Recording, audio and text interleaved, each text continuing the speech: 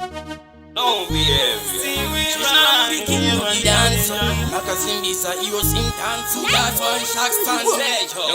Rest in peace kuna kangaring shumba. Nzonze vanongona taimba. Mukoma makaziya takazimba. Azimba karatedza kuti maiwe kamba. Rest in peace makuru hali.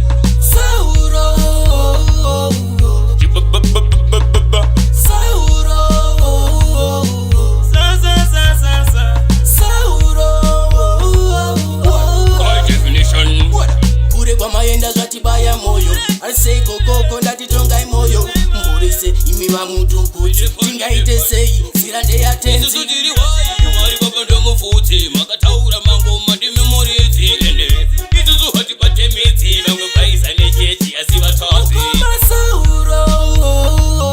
Rest in peace makuru hani.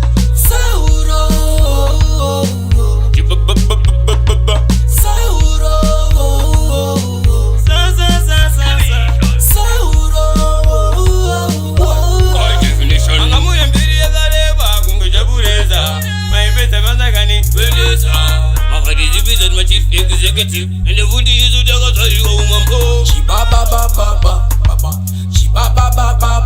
styling pattern my simbisa to magasia marifurisa how we can come sauro. Rest in peace makuru hani.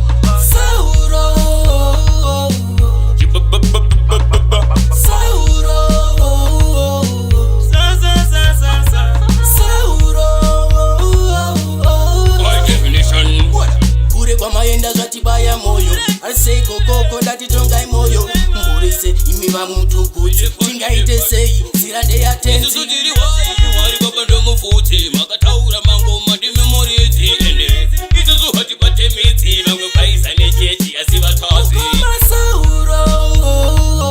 Rest in peace makuru hani.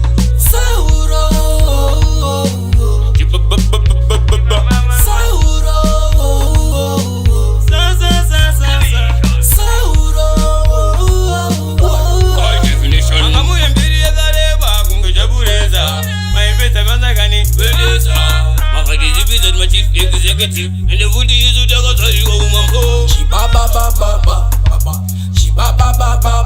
styling pattern my simbisa to magasia marifurisa how we can come